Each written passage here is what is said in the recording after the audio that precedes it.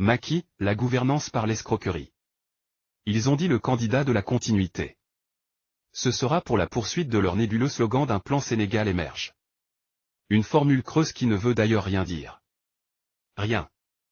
La plus grosse escroquerie de ces 12 dernières années.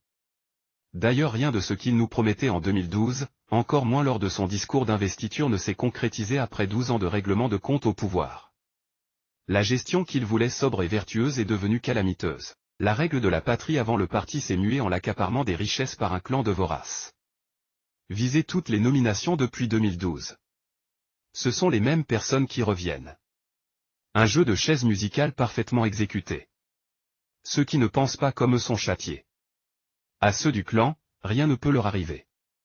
Vous pensez que la justice joue son rôle? Détrompez-vous, on lui souffle à l'oreille et elle exécute. On n'est pas loin de la forfaiture comme l'acte de radiation des listes électorales de leur principal opposant ou encore d'une contumace dont celui qui représente la justice fait sa propre interprétation qui a force de loi. Et tant pis si l'essentiel des sommités de la science juridique soutient un avis contraire au sien. Il faudra à ce niveau que les 7 sages, choisis par le chef et l'ex-président de l'Assemblée nationale selon des critères qui leur sont propres, fassent preuve, pour une fois, d'un grand discernement. Et, surtout, de sagesse. Sur leurs épaules pèse la stabilité d'un pays.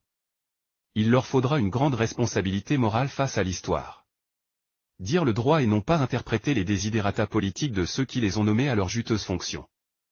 Et encore, si on est en droit de permettre à de grands prédateurs reconnus comme tels par la justice de revenir dans la course pour la présidentielle, rien ne devrait s'opposer à ce qu'un opposant dont la condamnation n'est pas définitive de s'aligner sur la ligne de départ le 25 février prochain. Les plus de 1000 jeunes gens qui croupissent dans nos prisons doivent sortir pour céder la place aux grands criminels de notre économie.